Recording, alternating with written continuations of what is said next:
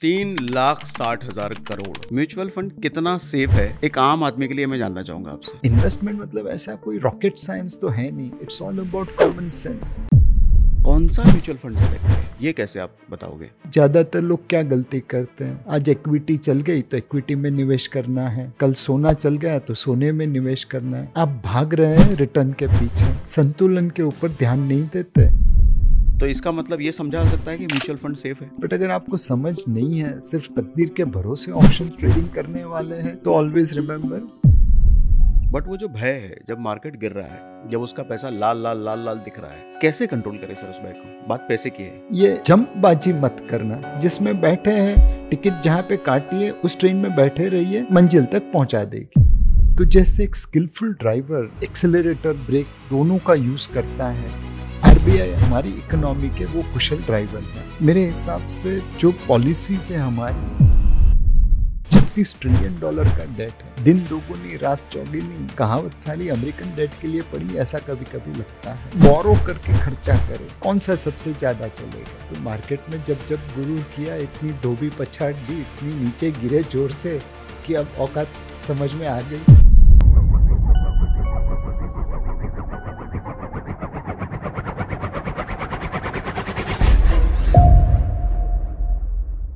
₹3,60,000 ये तो वो नंबर है जो मैंने अपनी ज़िंदगी में आज तक नहीं देखा। आपने देखा है क्या? खैर, मैं आज जिनके साथ बैठा हूँ, इतना बड़ा फंड वो मैनेज करते हैं।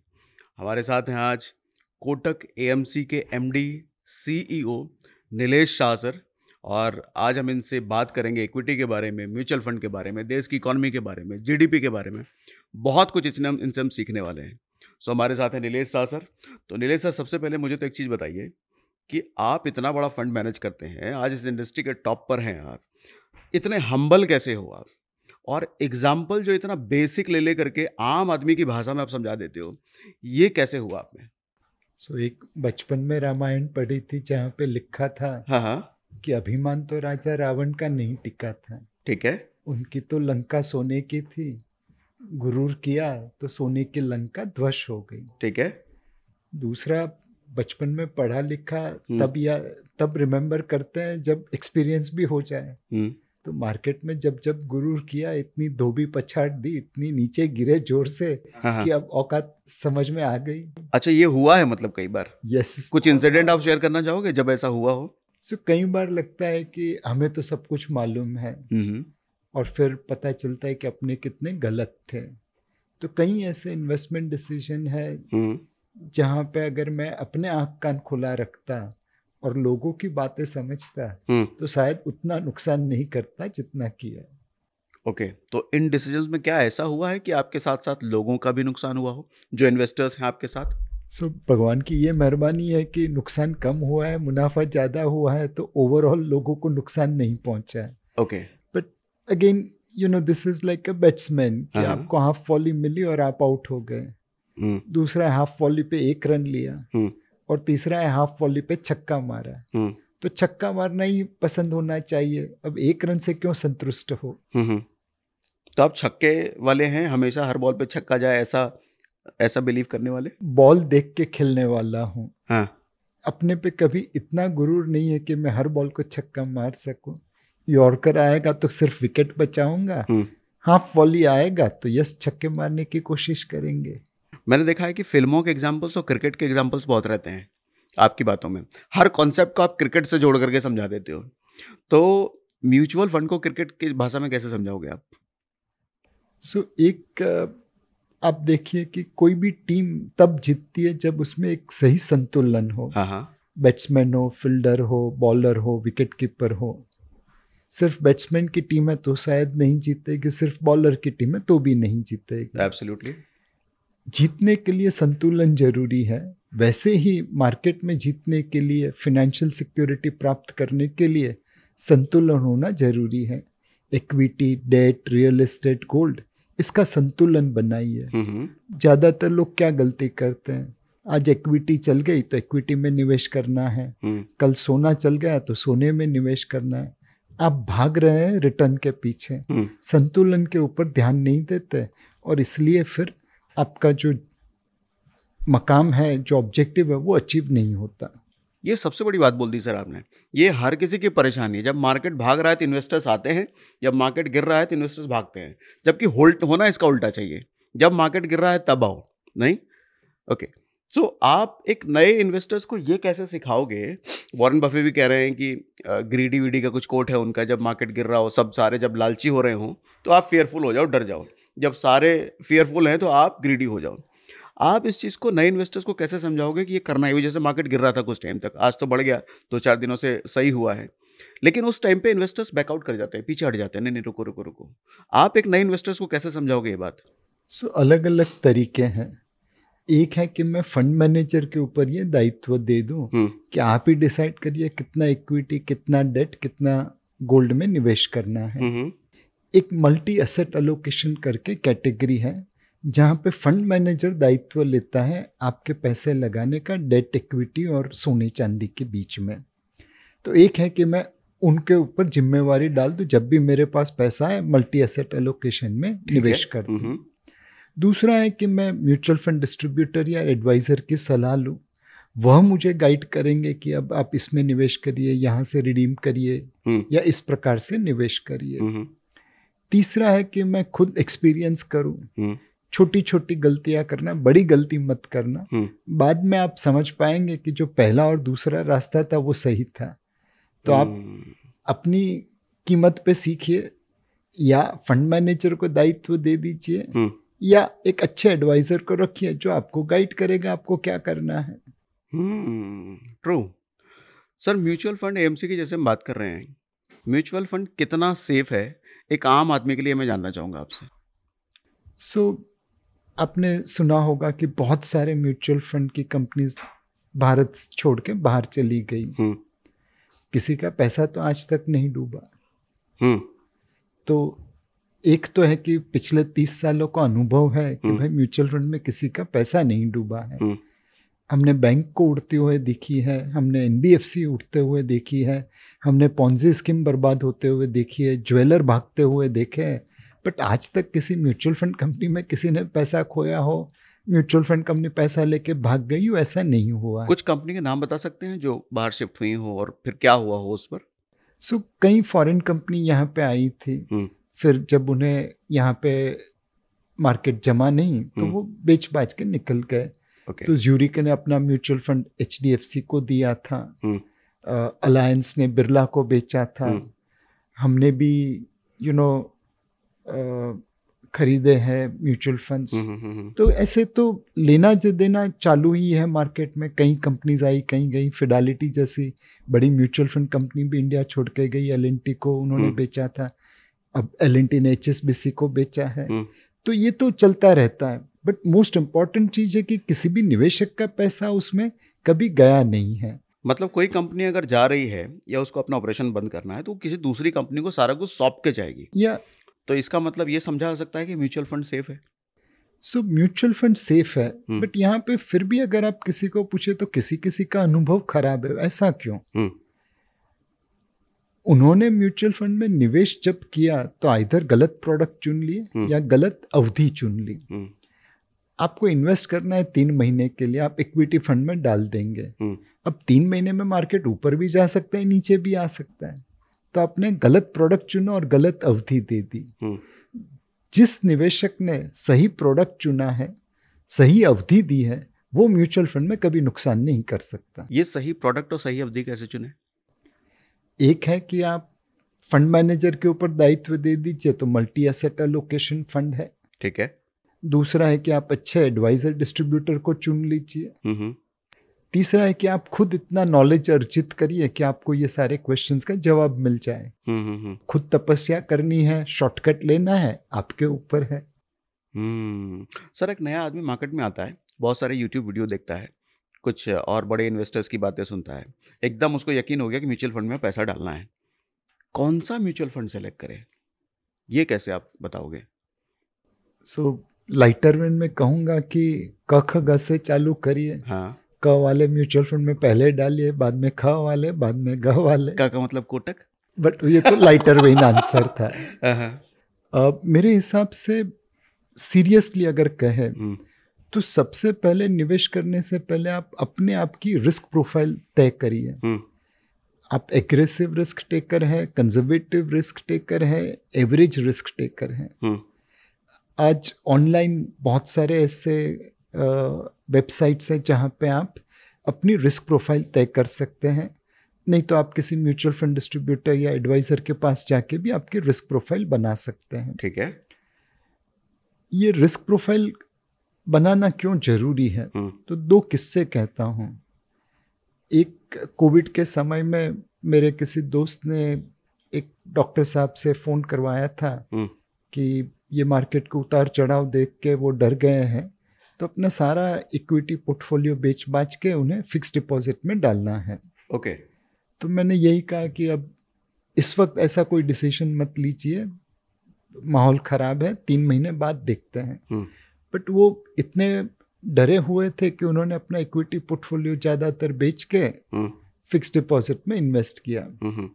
3 महीने में मार्केट ने उतना बाउंस बैक मार दिया जितना पैसा एफडी में 3 साल में नहीं मिलने वाला था। पैसों की ज़रूरत नहीं थी, बट डर था। हाँ।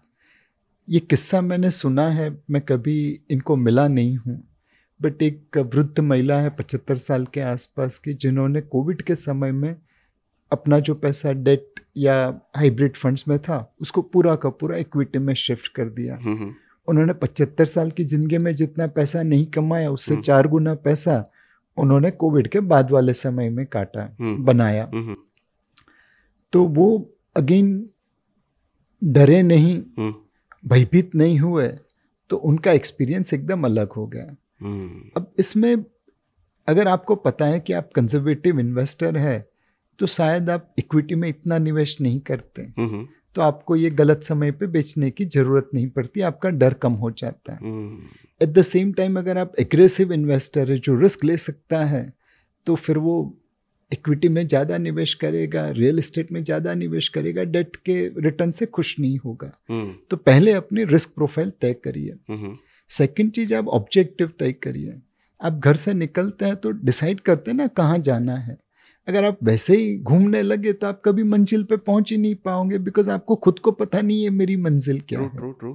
तो सेकंड, आपके इन्वेस्टमेंट ऑब्जेक्टिव करिए। भाई मेरी बेटी को मेरे पढ़ाना है, मेरे बच्चे की शादी करनी है, मुझे अपनी रिटायरमेंट करनी है, मुझे वर्ल्ड टूर पे जाना है, जो भी आपके इन्वेस्टमेंट ऑब्जेक्टिव हो। रिस्क प्रोफाइल और इन्वेस्टमेंट ऑब्जेक्टिव ये दोनों को मिला के फिर आप डिसाइड करते हैं कि मुझे डेट में कितना लगाना है, इक्विटी में कितना लगाना है, गोल्ड में कितना लगाना है, रियल एस्टेट में कितना लगाना है। उसके बाद आप मार्केट की तरफ देखते हैं कि भाई ये मौका किस प्रकार के फंड में लगाने जैसा है। अब ब्याज की दरें गिर रही है तो लॉन्ग ड्यूरेशन में जाते हैं, ब्याज की दरें बढ़ रही है तो शॉर्ट ड्यूरेशन में जाते हैं। इक्विटी मार्केट सस्ता है तो ओवरवेट इक्विटी होते हैं, मिड कैप स्मॉल कैप भी लेते हैं। इक्विटी मार्केट बहुत महंगा लग रहा है तो कम पैसा लगाते हैं, लार्ज कैप पे ज़्यादा रहते हैं। सोना अगर तेजी में लगता है तो सोने में निवेश करते हैं। तो फाइनली ये सारी चीज़ें करने के बाद आप मार्केट की तरफ जाते हैं। लोग मार्केट से शुरुआत करके ऊपर जाने की कोशिश करते हैं तो फिर ऑब्वियसली उनका रास्ता सही नहीं होता है। ट्रू। एक मिडिल क्लास आदमी को, नया नया इन्वेस्टर है वो, 5,000 रुपये महीने की SIP करनी है।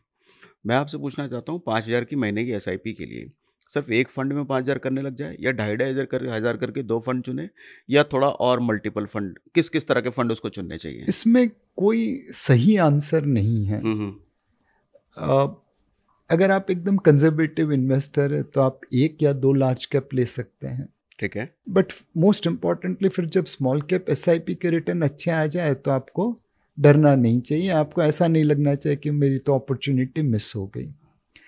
जब आप लेट्स से बम्बई से जयपुर जाने के लिए निकलते हैं तो आप अपनी ट्रेन में बैठ जाते हैं, अपनी बर्थ पे बैठ जाते हैं। अभी लोकल ट्रेन बॉम्बे सेंट्रल से आगे चली जाए तो आप मेल ट्रेन छोड़ के लोकल ट्रेन में तो नहीं चढ़ते। नहीं।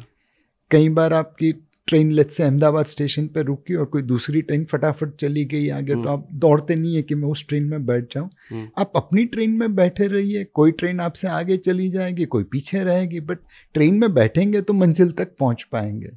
वही चीज़ SIP के मामले में है। आपने अपनी रिस्क प्रोफाइल, अपने इन्वेस्टमेंट ऑब्जेक्टिव के अनुसार एक फंड चुना। कोई ज़्यादा रिटर्न देगा, कोई कम रिटर्न देगा। ये जंपबाजी मत करना, जिसमें बैठे हैं टिकट जहाँ पे काटिए उस ट्रेन में बैठे रहिए, मंजिल तक पहुँचा देगी। क्योंकि ये बहुत होता है, अगर ग्रुप में इन्वेस्टर्स हैं, अरे उसका पोर्टफोलियो ज़्यादा बढ़ रहा है, मेरा स्लो है, लेकिन लॉन्ग टर्म में किसका ज़्यादा बढ़ेगा ये सबसे इम्पोर्टेंट है ना। एंड मुझे तो मेरे इन्वेस्टमेंट ऑब्जेक्टिव अचीव करने हैं। अब आपकी रिटायरमेंट कॉर्पस 500 करोड़ है तो बहुत बढ़िया है। अगर मैं 100 करोड़ से खुश हूँ तो मुझे उससे खुश रहना चाहिए। आपके 500 करोड़ से मैं क्यों जलने लगूं? ट्रू।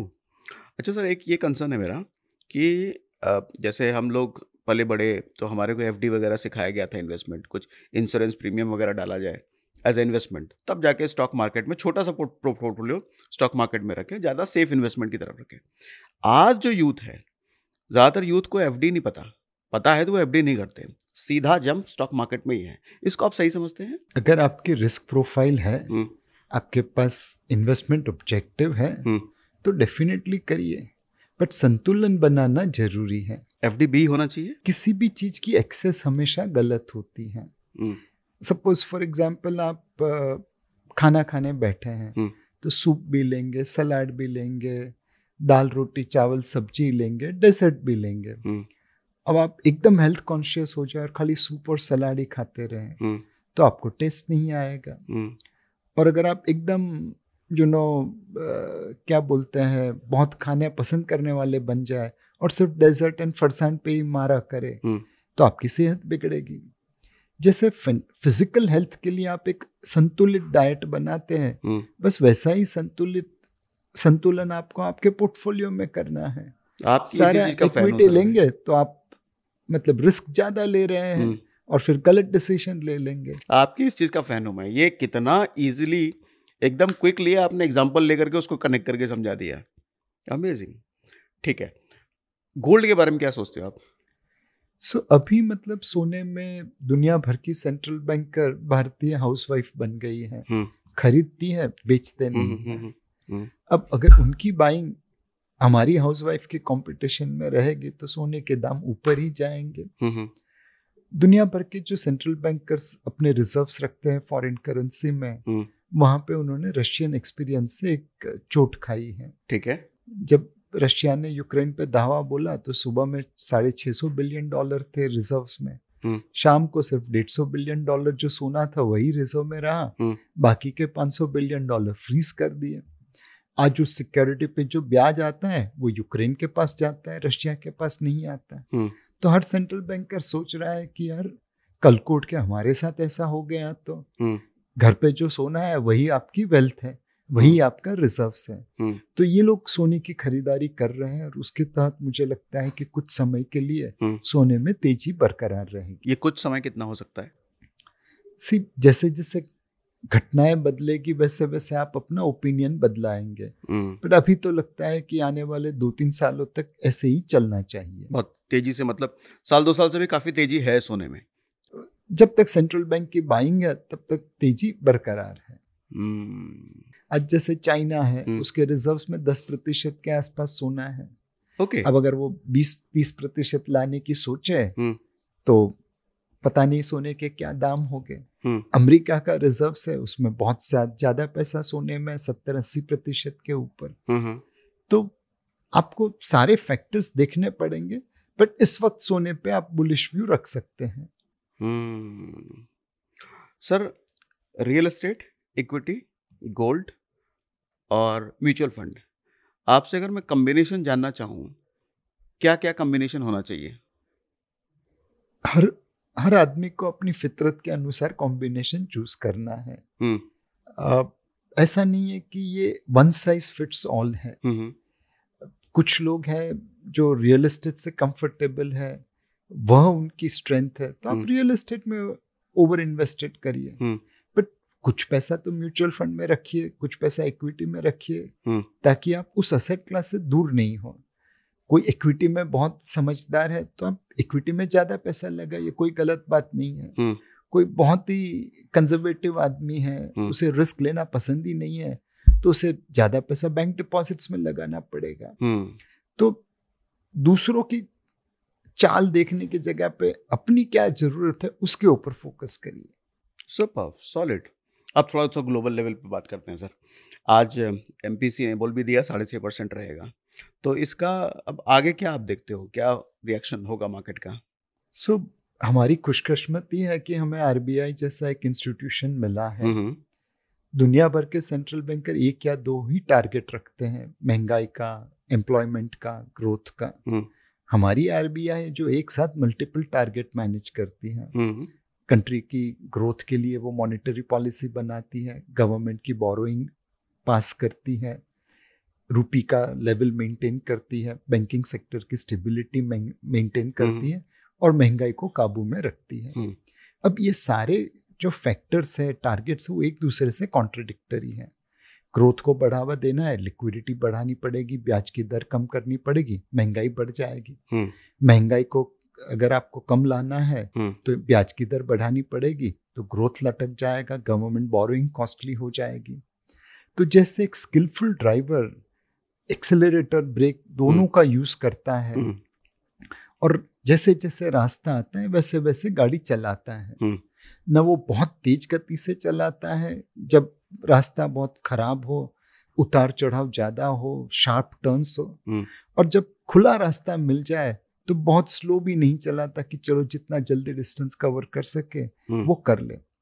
आरबीआई हमारी इकोनॉमी के वो कुशल ड्राइवर हैं। इतने सारे ऑब्जेक्टिव्स जो एक दूसरे से कॉन्ट्रडिक्टरी है, कॉन्फ्लिक्टिंग है, उनको बखूबी मैनेज कर रहे हैं। तो हमें ये विश्वास रखना है कि आरबीआई इतने सालों से इतना अच्छा काम कर रही है, आगे भी ये सिलसिला चलता रहेगा, वो बिकॉज वो एक इंस्टीट्यूशन है। जैसे अक्टूबर में हमने देखा कि 14 महीने के रिकॉर्ड हाई पर थी महंगाई, तो अभी ये महंगाई कंट्रोल होगी सेम रखने से? सी आप एक देखिए, जब हम लोग यंग थे तो हमारी जो बॉलीवुड मूवीज आती थी उसमें हीरोइन गाना गाती थी, महंगाई मार गई। विलन होता था वो फूड की ब्लैक मार्केटिंग करता था। आप इस जनरेशन की एक मूवी ऐसे बताइए जहाँ पे विलन ने फूड की ब्लैक मार्केटिंग की, अनाज के गोडाउन भरे हुए हैं और हीरोइन महंगाई मार गई वो गाना गा रही है। नहीं, आजकल ऐसे बातें होती ही नहीं है फिल्मों में। क्यों नहीं होती? बिकॉज महंगाई काफी हद तक काबू में आ गई है। उतार चढ़ाव आ रहे हैं, बट एक जमाना था हमारी महंगाई डबल डिजिट में थी, फिर धीरे धीरे वो लो सिंगल डिजिट हो गई, अब मिड सिंगल डिजिट है, एंड धीरे धीरे ये लो सिंगल डिजिट हो जाएगी। आज महंगाई के ऊपर उतार चढ़ाव जरूर है, लेकिन जो उसका लेवल है वो अपने प्रीवियस लेवल से काफी नीचे है, thanks to the skilful navigation of RBI. तो आप कह रहे हैं उसके नंबर्स ऊपर नीचे भले हो रहे हैं, लेकिन वो नंबर को अगर देखें तो कंपैरेटिवली बहुत कम है पहले के मुकाबले। ओके, मींस इस कंट्रोल में है ये। हाँ, नहीं तो अपनी बॉलीवुड मूवी में आज भी विलन फूड का ब्लैक मार्केटिंग करता है। हाँ, और जीडीपी के डाउनफॉल के बारे में क्या कहोगे? सो अनडाउटेबली सेकंड क्वार्टर का जीडीपी अनुमान से काफी कम आया, बट इसमें अगर देखा जाए तो बाकी सारे क्षेत्र तो अच्छा ही कर रहे हैं, सिर्फ मैन्युफैक्चरिंग ने काफी चोट खाई, जो सबसे कोर है मुझे लगता है। कोर है, और उसी के आसपास सारी इंडस्ट्री, सर्विसेज, एग्रीकल्चर चलता है। अब 2-3 इंडस्ट्री के ऊपर ज्यादा इम्पैक्ट आई, सीमेंट है, पावर जनरेशन है, आयरन एंड स्टील है। तो बारिश जब बहुत ज्यादा होती है तो सीमेंट के कंजम्पशन के ऊपर इम्पैक्ट हो जाता है, बारिश ज्यादा होती है तो ट्रांसपोर्ट एंड लॉजिस्टिक्स पे इम्पैक्ट आ सकता है। तो इस बार जो स्लो डाउन हुआ है 5.4% का, उसमें थोड़ी बारिश का हाल है, थोड़ा श्राद्ध पीरियड का हाल है बिकॉज वो सितंबर महीने में आया था, एंड थोड़ा गवर्नमेंट की कैपेक्स पिछले 6 महीनों के सामने 14% कम हुई, उसका भी योगदान है। ऑब्वियसली पूरे साल की ग्रोथ भी अगर आपका सेकेंड क्वार्टर अच्छा नहीं आया तो पूरे साल की ग्रोथ को भी डाउनवर्ड रिवाइज करना पड़ेगा, और आरबीआई ने आज जो से 7.2 से 6.6% कर दी, बट 6.6% भी one of the fastest growing major economy है। अगर हम सही तरीके से रिफॉर्म करते रहे तो हम इस ग्रोथ को बरकरार करके रखेंगे। मेरे हिसाब से जो पॉलिसीज है हमारी, वो ग्रोथ को बढ़ावा दे रही है। एंड उतार चढ़ाव आते रहेंगे, बट हमारी ग्रोथ दुनिया के सामने एक फास्टेस्ट ग्रोइंग मेजर इकोनॉमी के ग्रोथ में में हम कंसिस्टेंट कई साल तक रहेंगे। आपको क्या लगता है भारतीय शेयर बाजार आप आज दुनिया के सभी मार्केट से बेहतर ऑप्शन है इन्वेस्ट करने के लिए? सो मैं भारतीय हूँ और मेरी समझ भारतीय मार्केट के लिए है, तो मैं तो यही कहूँगा। दूसरा, मैं म्यूचुअल फंड मैनेजर हूँ, आप सभी के पैसे अपने फंड में चाहता हूँ, तो मैं यही कहूँगा। तीसरा है कि अगर एक मैं एनालिस्ट के रूप में देखूं तो बहुत कम देश हैं जहाँ पे मुझे लगता है कि उनकी जीडीपी बढ़ती जाएगी, उनका ग्रोथ बढ़ता जाएगा। यूरोप अगर देखें तो म्यूजियम जैसा लगता है। क्यों? बिकॉज वहाँ पे इनोवेशन कहाँ पे है? ओके। एक भी $1 ट्रिलियन की कंपनी नहीं है। वहाँ के स्टार्टअप्स और जगह जा रहे हैं। तो उनका जो कंट्रीब्यूशन था ग्लोबल जीडीपी में वो धीरे धीरे कम ही हो रहा है। एक जमाने वो अमेरिकन जीडीपी के आसपास थे, आज उससे कहीं नीचे हैं। जापान को देखें तो वो हॉस्पिटल जैसा लगता है, ओल्ड एज होम जैसा लगता है। वहाँ पे पॉपुलेशन ही कम हो रही है, तो ग्रोथ कहाँ से आएगा? आदमी एक गाड़ी चलाएगा, 10 गाड़ी तो नहीं चला पाएगा। अगर आपको गाड़ियाँ बेचनी है तो पॉपुलेशन चाहिए। अफ्रीका में देखें तो करप्शन एंड इनएफिशिएंसी इतनी है। तो सारी चीज़ों को देखें तो कभी कभी लगता है कि नहीं, भारत की मार्केट ही है जहाँ पे आपको विश्वास है कि ग्रोथ बरकरार रहेगा। चाइना और अमेरिका? चाइना और अमेरिका दोनों बहुत अच्छे देश हैं। अमेरिका बहुत अच्छा कर रहा है, वहाँ पे इनोवेशन को एनकरेजमेंट मिलती है, बट उनकी मार्केट आज वैल्यूएशन वाइज हमसे काफ़ी महंगी है। तो वो ऑल टाइम हाई पे ट्रेड कर रहे हैं, हम थोड़े नीचे हैं, but valuation wise they are at a much higher level. Second, उनकी ग्रोथ डेट फंडेड है। $36 ट्रिलियन का डेट है। दिन दोगुनी रात चौगुनी कहावत साली अमेरिकन डेट के लिए पड़ी, ऐसा कभी कभी लगता है।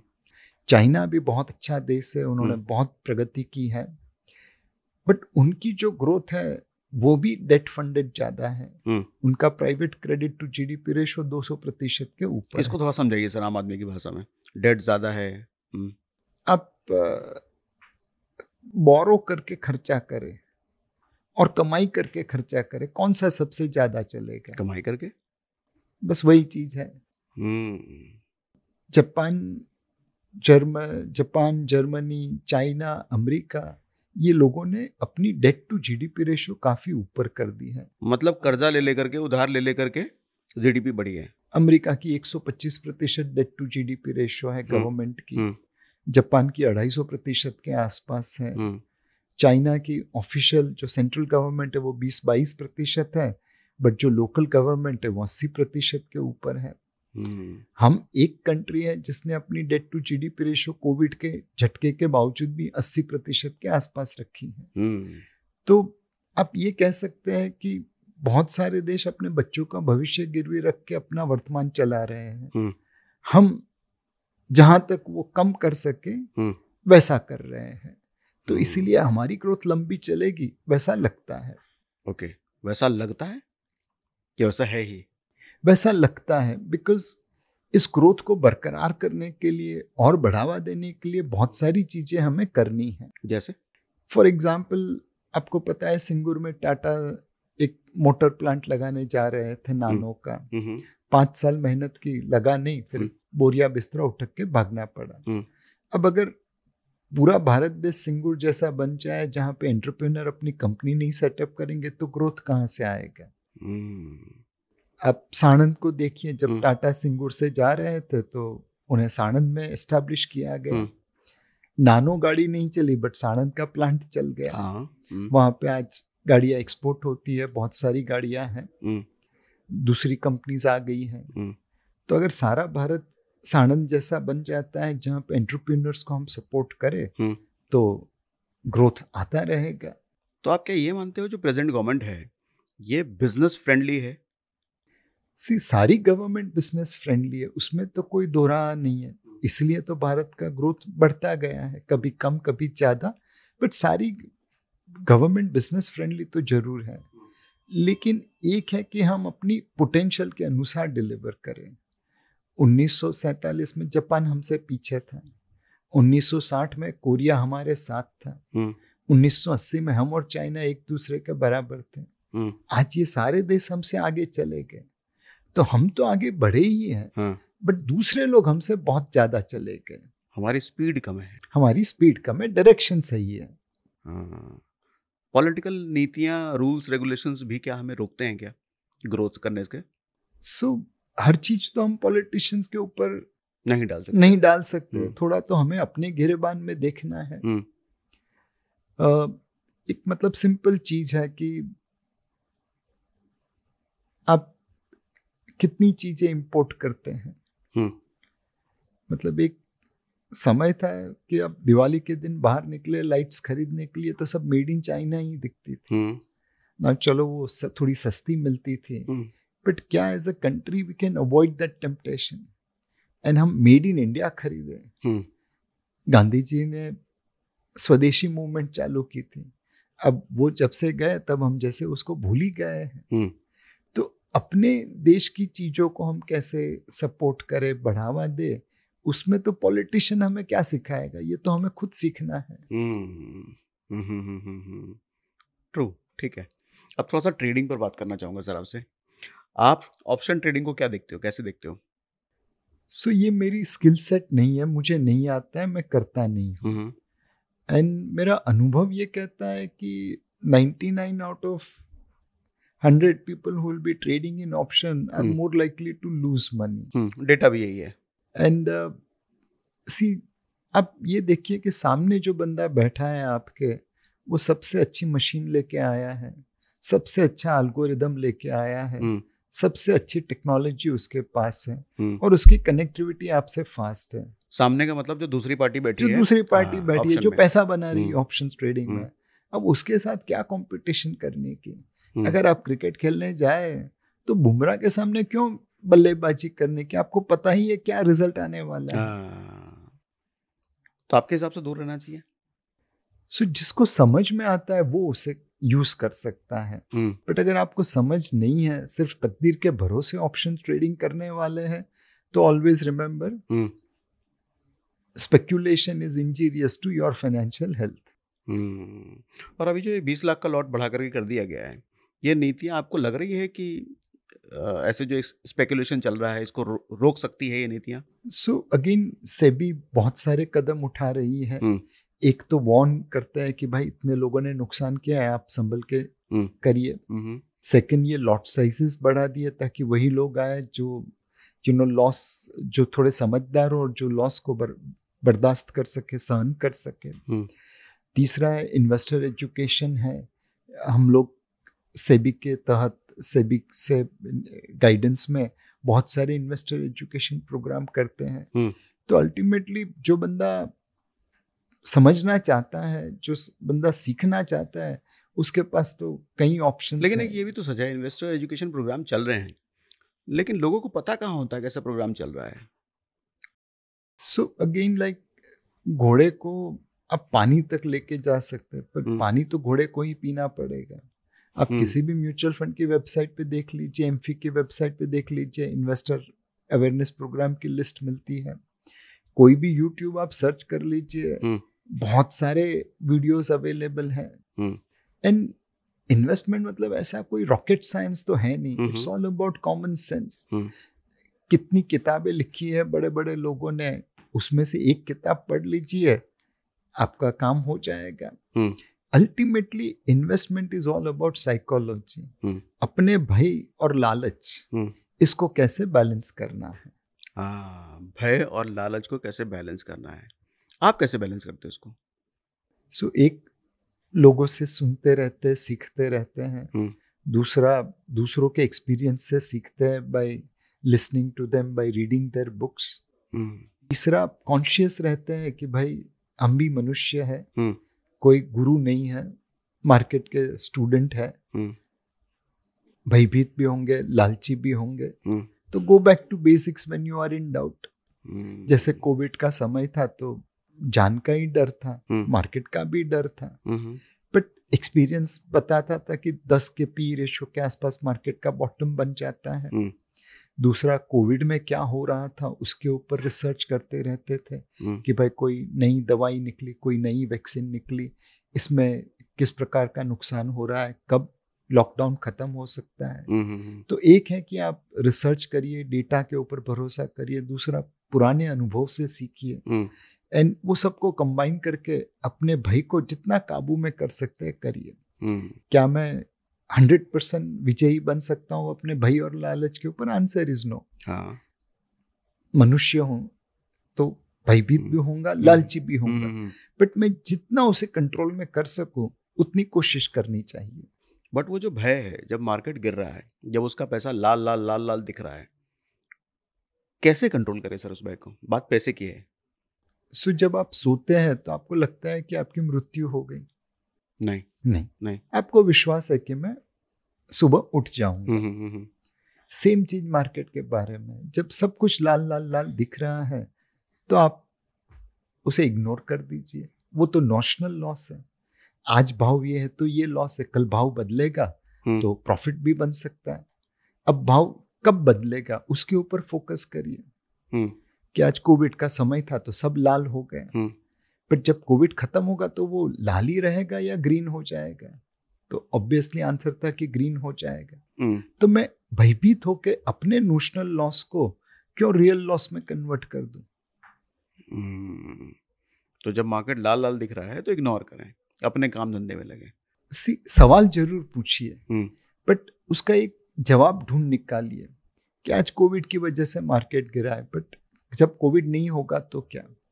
आज मार्केट जोर से गिरा है बिकॉज ब्याज की दरें बढ़ गई, ठीक है, कल कटेगी तो क्या होगा? ऐसा तो नहीं है कि जो इवेंट आपने आज देखी वो हमेशा वैसी ही रहने वाली है। प्रलय तो नहीं आ गया है, दुनिया है, चलती रहेगी, ग्रो होती रहेगी, आप उसमें पार्टिसिपेट करिए। CAGR म्यूचुअल फंड में आप इतना बड़ा फंड मैनेज कर रहे हैं, 3,60,000 करोड़, कोटक AMC के आप MD CEO हैं।